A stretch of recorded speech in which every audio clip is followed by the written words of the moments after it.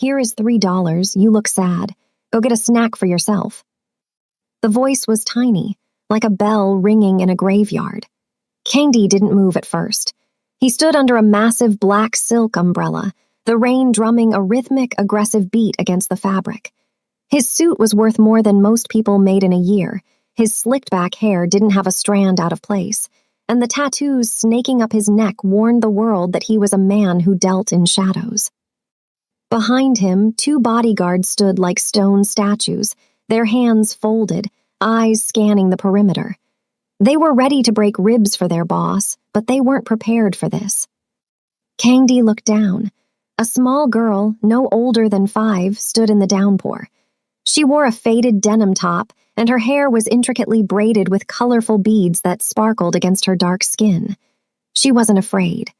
While most grown men in Seoul crossed the street to avoid Kangdi's gaze, this child was reaching out, pressing 3 crumpled bills into his hand. A snack. Kangdi's voice was like grinding gravel. He hadn't spoken a kind word in years. Mommy says when people have the gray face, they are hungry for kindness, the girl said, her Korean surprisingly fluent but flavored with a soft, melodic accent. You have the grayest face I've ever seen. Hello, family. Where are you watching from?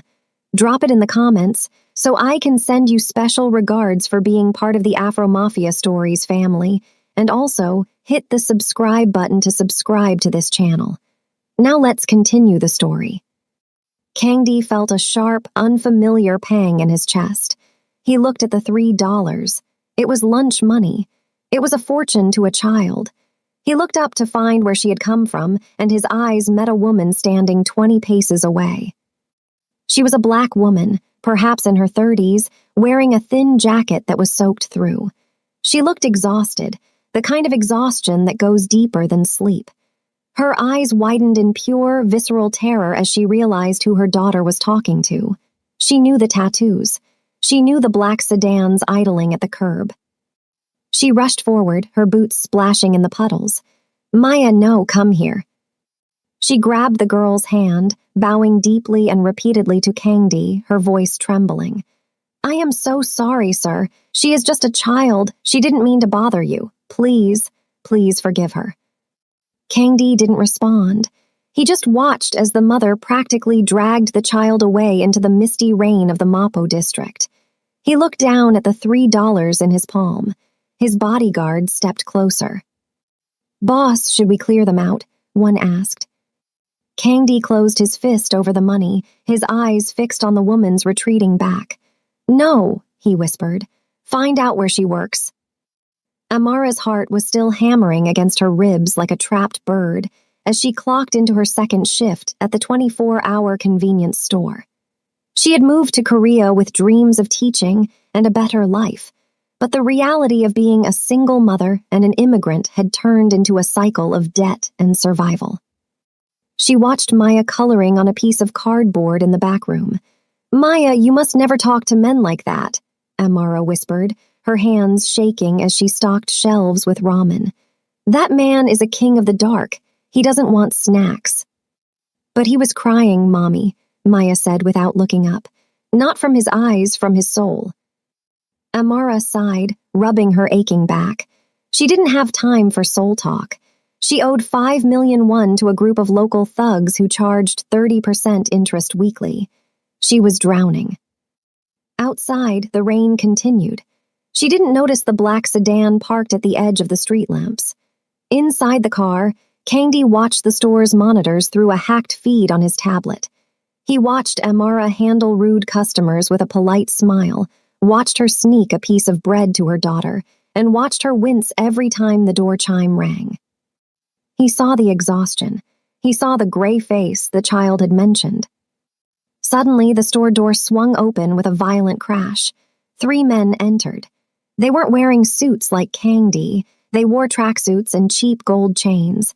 These were the vultures, low-level bottom feeders who preyed on those who couldn't fight back. Hey, Africa, the leader shouted, slamming his hand on the counter. Where is our money? Amara turned pale. I told you I get my paycheck on Friday. Please, my daughter is right there. The leader leaned over the counter, grabbing a display of candy and throwing it across the room. Friday was 3 days ago in my head. Pay up, or we start taking things from the store. Or maybe we take that pretty little girl back there. In the car, Kang Dee's grip tightened on the $3 bills until his knuckles turned white. He didn't wait for his bodyguards to open the door. The 3 thugs spun around, ready to attack whoever had interrupted them. When they saw Kang Dee standing there, alone, his umbrella dripping onto the linoleum floor, the leader sneered. "Piss off, old man. This is vulture business," the thug spat. Kang Dee didn't look at the men. His eyes were on Amara, who was shielding Maya behind her legs. The girl peeked out, her eyes brightening. "The sad man," she chirped. The lead thug laughed. "The sad man? Is this your boyfriend, Africa? He looks like he's got 1 foot in the grave." Kang Dee finally looked at the leader. It was a look that had ended wars in the Busan shipyards. "You are making a lot of noise in a very quiet neighborhood," Kang Dee said softly. "And what are you going to do about it?" The thug pulled a small flick knife from his pocket. In one fluid motion, Kang Dee stepped forward. He didn't use a weapon. He grabbed the man's wrist, and with a sickening crack, the knife fell to the floor. The thug screamed, dropping to his knees. The other 2 lunged, but the door burst open as Kang Dee's bodyguards moved in like shadows. It was over in seconds, not a single shot fired, just the sound of heavy impact and the whimpering of broken men. "Take them to the alley," Kang Dee ordered. "Remind them who owns the air they breathe." The bodyguards dragged the vultures out. Silence returned to the store, save for the hum of the refrigerators. Amara stood frozen, clutching Maya. She wasn't relieved, she was terrified. She had just seen one monster devour another. Kang Dee walked toward the counter. He reached into his pocket and pulled out the $3. He set it carefully on the counter next to the cash register. "You dropped this," he said. Amara looked at the money, then at him. Why did you help us? People like you don't do things for free." Kang Dee looked at the little girl, then back at Amara. "Your daughter bought a debt she couldn't afford. I'm just here to make sure the interest is paid." He turned to leave, but Amara called out, "They'll come back. Once you're gone, they'll kill us for what you did to them."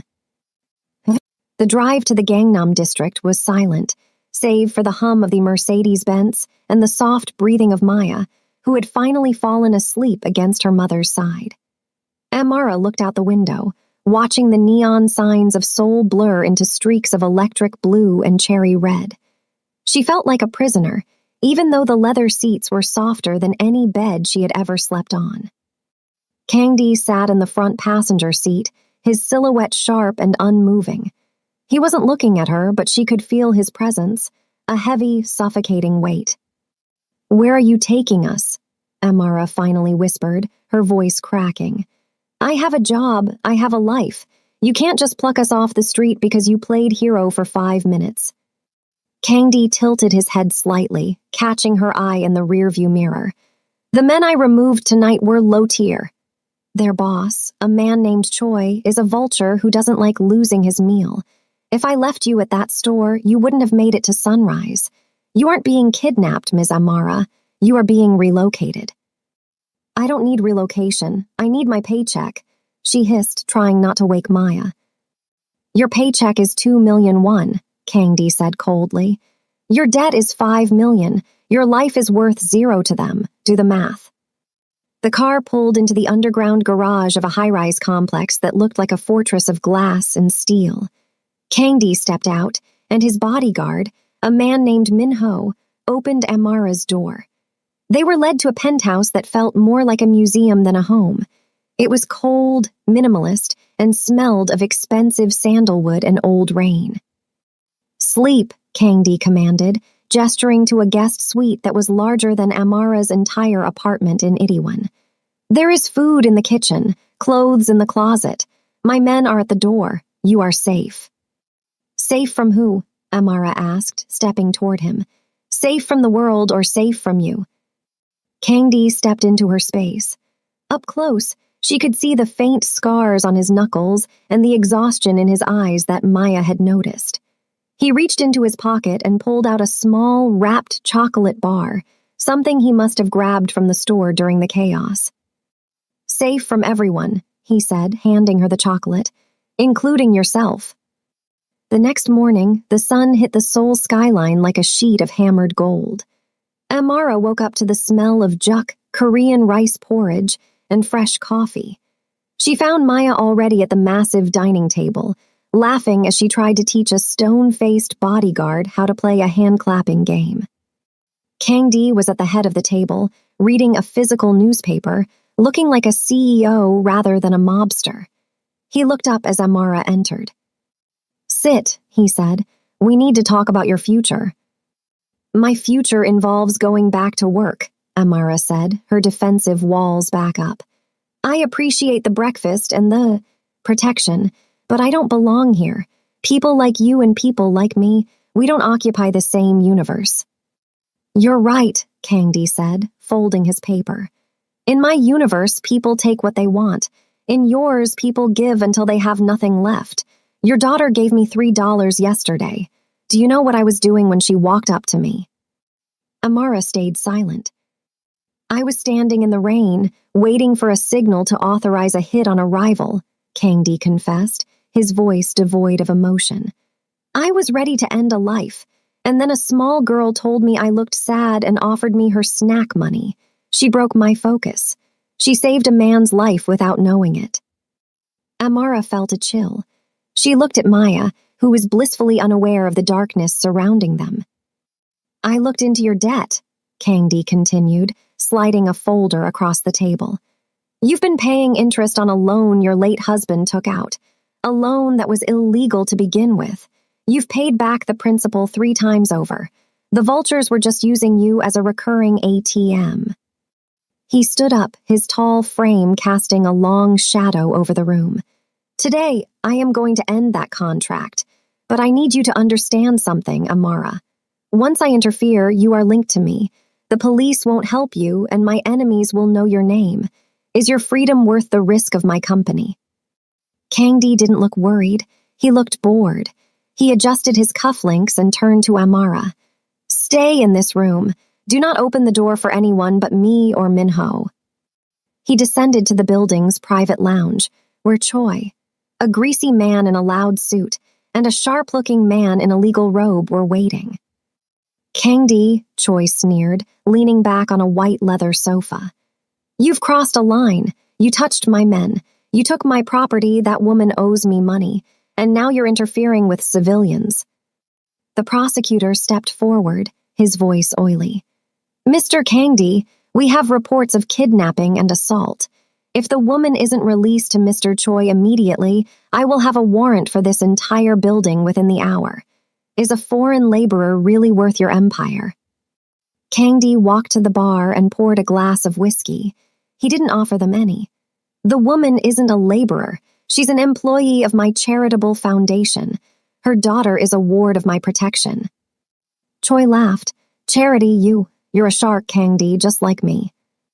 Kang-dee turned, his eyes flashing with a sudden predatory heat. "No, Choi, I am a whale. You are a parasite. You thrive on the weak. I thrive on the strong. There is a difference." He pulled out a tablet and laid it on the table. It showed a series of bank transfers, illegal kickbacks from Choi's gambling dens to the prosecutor's private offshore account. The prosecutor's face went from smug to ghostly pale in a heartbeat. "Here is the deal," Kang-dee said, his voice a low growl. "You will sign a document stating that Amara's debt is settled in full. You will never speak her name. You will never enter the Mapo district again. And in exchange, I don't send this file to the Blue House." Choi looked at the prosecutor. The prosecutor looked at the floor. With shaking hands, Choi signed the papers. "You're making a mistake," Choi hissed as he stood to leave. "You're getting soft for a woman who doesn't even speak your language. It'll be your head on the block next, Kang-dee." As they left, Kang-dee stood alone in the lounge. He looked at the $3 bills, which he had framed in a small glass case on his desk. He had won the battle, but he knew Choi was right about one thing: he was changing. The air in the shipping yard felt like it had been sucked out of a vacuum. The only sound was the metallic patter of rain hitting the rusted iron containers. Choi's finger whitened on the trigger of the pistol. He was a man who had built an empire on bullying the weak, but standing inches away from Kangdi, he realized he had made a fatal miscalculation. He wasn't looking at a businessman. He was looking at the personification of the storm itself. I said, "Stay back." Choi screamed, his voice cracking into a high, pathetic pitch. Amara looked up at Kangdi. She saw the barrel of the gun pressed into her own temple, but more importantly, she saw the look in Kangdi's eyes. There was no fear for his own life. There was only a terrifying, focused clarity. In that moment, she realized he wasn't just protecting them because of a debt. He was protecting them because they were the only light left in his gray world. "You're shaking, Choi," Kangdi said, his voice as calm as a frozen lake. "A man who shakes shouldn't hold a weapon. It leads to mistakes, and I am not a man who forgives mistakes." Kangdi took another step. The muzzle of the gun was now pressed directly against the center of his own forehead. He had moved the danger away from Amara and onto himself. It was a move of pure, calculated sacrifice. "You think you're a martyr?" Choi hissed, sweat beads rolling down his face despite the cold. "You think this makes you a hero? You're a killer, Kangdi. You've got more blood on your hands than I'll ever have." "I know exactly what I am," Kangdi replied. "I have earned my place in the dark, but these two, they belong to the sun, and you are standing in their way." In a blur of motion that the human eye could barely track, Kangdi moved. He didn't go for the gun first. He shoved Amara toward the safety of the container gap and twisted his body. The gun went off, the roar of the discharge echoing like a cannon blast through the shipyard, but the bullet grazed nothing but the air where Kangdi had been a millisecond before. Kangdi's hand clamped onto Choi's wrist like a hydraulic press. There was a sickening snap, and the gun clattered to the wet concrete. Choi let out a primal howl of agony, but Kangdi didn't stop. He struck with surgical precision, a palm to the chest to collapse the lungs, a sweep of the leg to bring the man to the earth. Within seconds, the king of the vultures was pinned to the ground, gasping for air, his face pressed into a puddle of oily rainwater. Kangdi stood over him, his boot heavy on Choi's neck. He looked down at the man with a gaze that was colder than the Inchin Sea. "Minho," Kangdi called out. From the shadows, his loyal bodyguards appeared, their own weapons drawn and ready. They had surrounded the perimeter, cutting off any escape for Choi's remaining men. "Take him," Kangdi ordered, his voice devoid of the rage he had shown moments ago. "Hand him over to the authorities, not our usual contacts. Send the evidence of his human trafficking and extortion to the National Intelligence Service. I want him erased, not just from the streets, but from the books." As the guards dragged a sobbing Choi away, the tension began to drain from the yard. Kangdi stood there for a long moment, his chest heaving, his expensive suit ruined by grease and blood. He looked down at his hands, the hands of a man who had spent a lifetime taking. He felt a small, warm pressure against his leg. He looked down to see Maya. She had escaped the grasp of the other thug during the chaos and had been watching from behind a crate. She didn't look at him with horror. She didn't see the violence he had just unleashed. She walked up to him and wrapped her small arms around his knee. "You came," she whispered. "The sad man came to save us." Amara approached slowly, her legs still trembling. She looked at Kangdi, then at her daughter, then back at the man who had just risked his life to play a shield. The wall she had built around her heart, the wall designed to protect her from a world that had always been unkind to her, started to crumble. "You're hurt," Amara said, pointing to a crimson streak on his temple where the gun's slide had kicked back. "It's nothing," Kangdi said, though his voice was softer now. "It's not nothing," Amara insisted. She reached out, her hand hovering near his face before she finally made contact. Her skin was warm against his cold, scarred flesh. "Why did you do it? You could have let us go. You could have stayed in your tower." Kangdi looked at her, and for the first time in the entire story, a genuine, albeit small, smile touched his lips. It transformed his face from a mask of war into something human. "I told you," he said. "Your daughter bought a debt, but I realized tonight I'm the one who owes her. She gave me back my soul for $3. That's a bargain I can never truly repay." Amara let out a breath she felt she had been holding for years. She didn't pull her hand away. In the middle of a dirty, rain-slicked shipyard, surrounded by the remnants of a life of crime, something new was beginning to grow. But as they walked toward the car, a new shadow emerged. A black sedan with government plates sat idling at the exit. A man in a sharp gray suit stepped out, the district prosecutor from the previous day, the one Kangdi had blackmailed. He wasn't smiling anymore. He had a file in his hand and a team of armed police behind him. "Mr. Kangdi," the prosecutor said, his voice echoing with a new, dangerous authority. "You thought you could threaten me. You forgot that while I may be corrupt, I am still the law, and the law doesn't like being humiliated." The flashing blue and red lights of the police cruisers reflected in the oily puddles of the shipyard, creating a mosaic of neon chaos.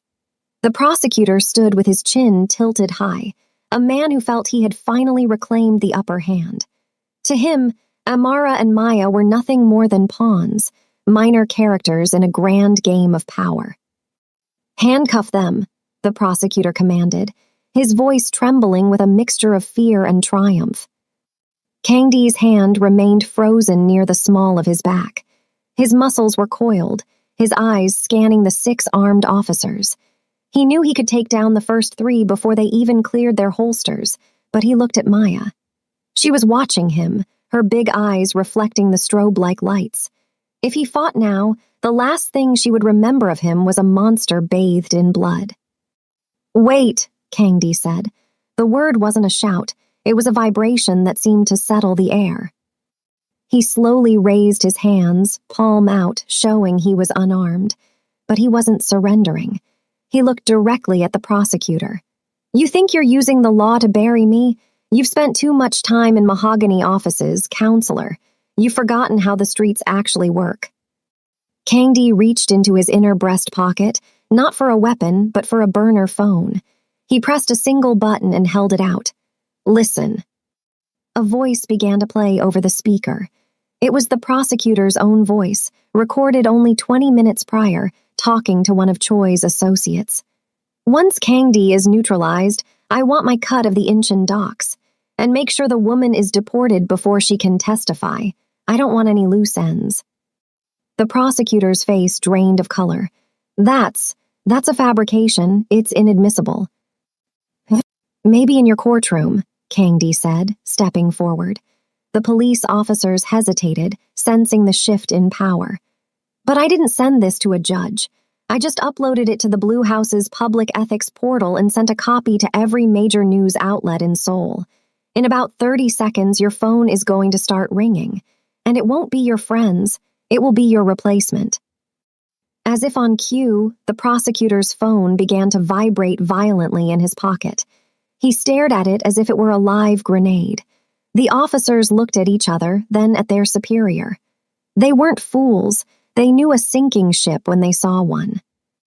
"Drop the charges," Kangdi said, his voice dropping to a deadly whisper. "Walk away, and I might forget to release the second half of that recording, the part where you discuss the bribes from the Busan construction project." The prosecutor looked at Kangdi, then at Amara, his eyes filled with a desperate, impotent rage. He turned on his heel and barked at his men. "False alarm! We're leaving, now." The sirens faded into the distance, leaving the shipyard in a sudden, heavy silence. The threat was gone. The vultures were broken, and the law had been forced to blink. 6 months later, the Itaewon district was bustling with its usual Saturday afternoon energy. The smell of roasted coffee and spicy street food filled the air. In a small, brightly lit corner unit that used to be a dusty warehouse, a new sign hung: Maya's Garden International Community Center. Inside, the walls were covered in children's drawings. Amara stood behind a desk, looking elegant and at peace. She was no longer wearing the thin, soaked jacket of a fugitive. She was the director of a foundation dedicated to helping immigrant families navigate the complexities of life in Korea, legally, safely, and with dignity. The door chimed. Maya, now wearing a brand new denim dress with even more colorful beads in her hair, let out a squeal of delight. "He's here! He's here!" Kangdi walked in. He looked different. The slicked-back hair was gone, replaced by a softer, more natural style. He wore a simple dark sweater instead of a structured suit. The neck tattoo was still there, a reminder of where he came from, but the gray face was a memory of the past. "You're late," Amara said, a playful smile playing on her lips. She walked over to him, and there was no hesitation in her movement. They had spent the last half-year building something far more difficult than an empire. They had built trust. "The board meeting ran long," Kangdi said, his voice warm. He had officially stepped down from his traditional businesses, handing the reins to Minho to transition the organization into a legitimate logistics firm. He was now the primary benefactor of the center. He looked around the room. "Is she ready?" "I've been ready since breakfast," Maya shouted, grabbing her backpack. They walked out together into the warm Seoul sun. As they passed a small street vendor selling traditional Korean snacks, Kangdi stopped. He reached into his wallet and pulled out 3 crumpled, framed-looking dollar bills that he had kept with him every single day. He looked at them, then at Amara. "I think it's time to finally spend this," he said. He handed the $3 to the vendor and bought a large bag of honey-coated walnuts. He handed the bag to Maya, who took a big bite and grinned, her face lit with pure, unadulterated joy. "See," Maya said, her mouth half full, "I told you, snacks make the gray go away." Kangdi looked at Amara. He reached out and took her hand, his fingers interlacing with hers. For the first time in 40 years, he didn't feel the need to look over his shoulder. He didn't feel the weight of the crown or the shadow of the gun. He felt the warmth of a hand that had chosen to hold his, despite knowing exactly who he was. They walked down the street, a former mob boss, a resilient mother, and a little girl with a bag of snacks. To the world, they were an unlikely trio, but to each other, they were the answer to a prayer they hadn't known they were whispering. Kangdi realized that life wasn't about the power you wielded over others, but the power you had to change yourself for the people you loved. The $3 hadn't just bought a snack, it had bought a second chance. And as the sun set over Seoul, casting a golden glow over the city, the sad man finally felt at home. The end. Hit the subscribe button to subscribe if you love this story, and also comment where you are watching from.